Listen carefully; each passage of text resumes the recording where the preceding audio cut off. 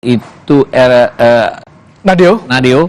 Kemudian ada beberapa tadi yang disebut tadi hoki juga tidak masuk di sana ya. Tapi ini benar-benar 4-3-3 yang coba dimainkan oleh Patrick Kluivert. Ini emang pola dari Patrick Kluivert sendiri ya. 4-3-1-2 lah kalau misalnya free roll diberikan kepada Marcelino. Kenapa? Karena kita lihat bahwa dua center back dimainkan, kemudian ada gelandang bertahan namanya Nathan Choaon, di tengah juga ada Tom Haye dan juga Dean James yang bisa pegang bola. Ada Marcelino di depan mereka, kemudian ada dua striker di depan, Rafael Struijk dan juga Ole Romani. Oke, tapi selain lewat open play, timnas juga tentu memiliki keunggulan, Bung Gita, jika harus mendapatkan set piece. Ya. Ada jago free kick. Ada kemarin kita lihat di Go Ahead Eagles ada Dean James yang wah impresif sekali. Ya, bagus sekali.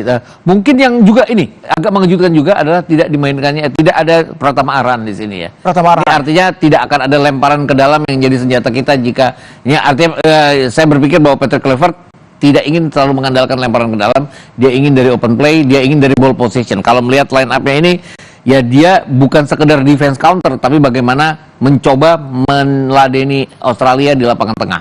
Kita kalah 0-4 dari Australia, kan kita juga kalah di lapangan tengah. Waktu di Piala Asia. Kita 0-0 kemarin itu 19 detik pertama kita dapat satu peluang, kemudian menit kelima kita dapat peluang kedua, tapi praktis 85 menit kemudian 85 menit sisanya adalah milik Australia. Lapangan tengah dikuasai Australia, bahkan center back mereka dua maju merepotkan kita. Ini yang akan dicegah. Ini harus menerapkan high pressing sejak menit awal, tidak Bung Gita? Kayaknya seperti itu, tapi juga harus hati-hati ya. Ada satu pertandingan melawan China di mana kita sangat high pressing, kita kecolongan gol kedua saat itu. Ini yang harus balance. Tapi ada ini nama Joey Pelupessy yang sebelumnya di beberapa hari terakhir memang diprediksi akan mengisi pos lini tengah kita. Tapi tampaknya sekarang Joey masuk di bench. Ya. Artinya ini masih harus membaca nih Joey ini. Iya. Saya pikir juga tadinya dia akan dipasangkan bukan Nathan Choaon. Tapi ternyata Nathan. Kenapa? Jadi saya berpikir kalau sampai ada Tom Haye ini kan dikenal sebagai pemain yang hanya bertahan 60-70 menit ya. Nah, Pelupessy yang akan dimainkan untuk menggantikan sebagai backupnya ya. Ini ya, kalau misalkan melihat dari urutannya di tiga yang bawah itu, artinya lini depan nih ada Dean, ada Struijk, ada juga Ole Romani. Artinya free roll akan diberikan kepada Marcelino. Iya, bisa seperti ini. Karena kita lihat ada dua gelandang di sana, Haye dan Choaon, kemudian ada Marcelino sebagai free roll, Dean akan di kiri, Struijk mungkin bisa di kanan dan Romani di tengah jadinya. Wah, ini kita menanti sangat sekali. Ini agak berbeda dengan apa yang ditampilkan oleh Sintayong selama ini ya, dengan 3 center back juga peran-peran yang dimainkan. Tapi nggak heran kalau Dean dipasang. Kenapa? Karena memang proses naturalisasinya yang dipercepat ini yang membuat saya yakin bahwa Dean ini sangat dibutuhkan. Wow, ini sudah terlihat ada tepuk tangan dari para pendukung timnas yang berada di Sydney Allianz Stadium. Kayaknya sudah ada 3 penjaga gawang kita yang sudah mulai berlatih menjajaki lapangan. Martin Paes, Hernando Ari. Ini hanya 50 menit. Emil Audero Mulyadi. Hanya 50 menit menuju kick off ini. Pasti warming up yang sebentar ini jadinya. Wow, begitu terasa. Kita yang berada di Indonesia saja bisa merasakan atmosfer di sana. Kebayang meriahnya Bung Gita. Tapi tetap di bawah mister gawang Kluivert saat ini mengandalkan Martin Paes. Karena ada menit bermain juga yang sudah menjadi keunggulannya, dan juga ada beberapa save krusial yang sudah dilakukan oleh Martin Paes di Indonesia. Mungkin Audero pernah di Sampdoria, pernah di Juventus, sekarang di Palermo di Serie B. Tapi yang jelas bahwa Martin Paes kan sudah membuktikan dalam 6 pertandingan bersama Indonesia itu banyak sekali save krusial yang dilakukannya, terutama pada saat berhadapan dengan Australia. Ada 6 save dilakukannya pada saat itu. Kemudian melawan Arab Saudi di mana kita bermain imbang 1-1 kan dia bikin save penalti juga ya.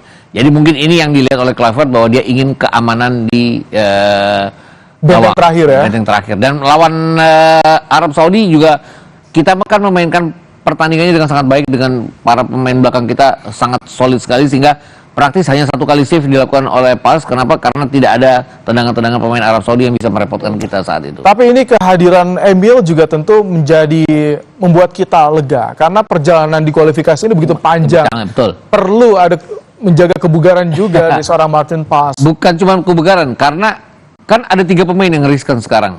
JEZ, kemudian Calvin Verdong dan juga Martin Pas yang kalau terkena kartu kuning di pertandingan kali ini nggak bisa main lawan Bahrain. Itu Audero pasti dibutuhkan pada saat itu. Ini begitu, artinya pertandingan di sore hari ini akan berjalan sangat ketat, tapi tidak akan begitu terbuka nanti. Iya, saya yakin bahwa kita tidak waktu dipegang oleh Sintayong kan kita counter, harus diakui taktikal counternya bagus sekali, terutama pertandingan melawan Arab Saudi. Tapi sering pada saat kita kehilangan bola, lawan Arab Saudi lah contohnya, kehilangan bola kita mundur ke belakang untuk bertahan, deep defense.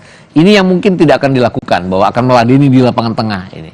Tapi jangan sampai terjebak ya. Kita pernah terjebak melawan China, balance antara menyerang dan bertahan kita yang tidak seimbang, ini yang harus kita waspadai. Tapi kalau misalkan Anda melihat tadi dari komposisi yang diturunkan oleh Kluivert, pede dong lapangan tengah kita? Iya, lumayan kalau melihat bahwa kita punya Tom Haye di sana, kita ada Dean James di sana.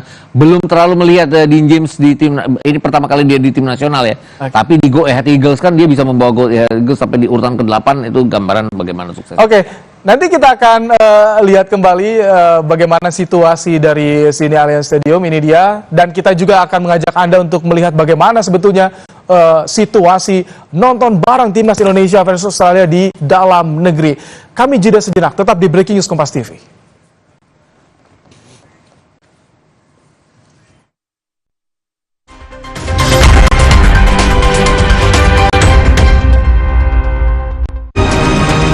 Dunia harus dibebaskan dari perangkap teknologi.